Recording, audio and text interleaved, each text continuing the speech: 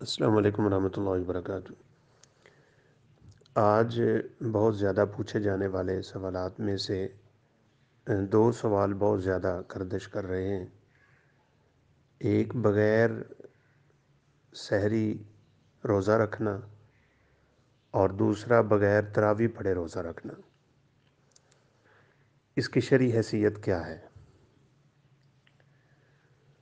سب سے پہلی بات تو یہ ہے کہ ان دونوں چیزوں کا روزے کے ساتھ ایسا تعلق نہیں ہے کہ ان میں سے کوئی رہ جائے تو روزہ رہ جائے گا۔ تراویح کا تو خیر روزے کے ساتھ اس طرح کا بالکل ہی کوئی تعلق نہیں ہے، وہ تو قیام رمضان ایک افضل ترین عمل ہے۔ من قام رمضان ایمانا واحتسابا غفر له ما تقدم من ذنبه، یہ بہت بڑی فضیلت ہے۔ رات کو قیام کرنے والے کے سارے گناہ معاف کر دیے جاتے ہیں، اور بھی فضیلتیں احادیث میں وارد ہیں۔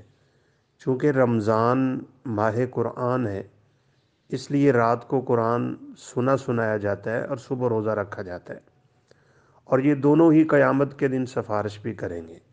القرآن والصیام یشفعان للعبد یوم القیامہ۔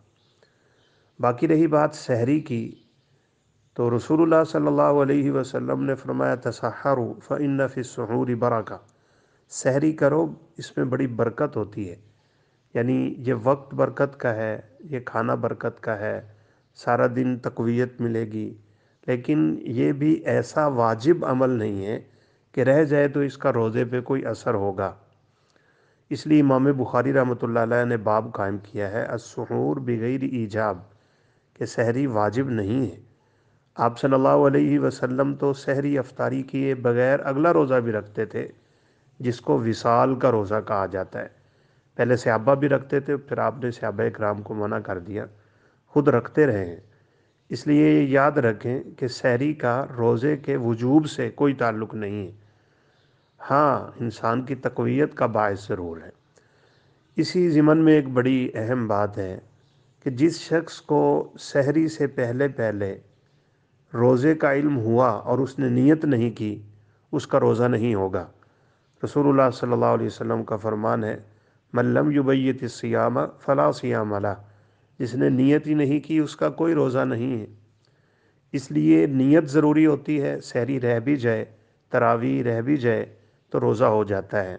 ہاں اب ایک مسئلہ ضرور اشکال کا باعث بنے گا کہ وہ افراد جو سوئے ہوئے تھے اور انہیں علم ہی نہیں ہوا بالکل، اور وہ اٹھے تو فجر اذان ہو چکی تھی، ان کے روزے کا کیا حکم ہے؟ اگر وہ روزہ رکھتے ہیں تو ظاہراً یہ ہے کہ لا یکلف اللہ نفسا الا وسعها، اللہ رب العزت انسان کو اس کی طاقت سے زیادہ بوجھ میں نہیں ڈالتے، تو چونکہ انہیں علم نہیں تھا وہ روزہ رکھیں گے تو انشاءاللہ اللہ رب العزت ان کا روزہ قبول فرمائیں گے۔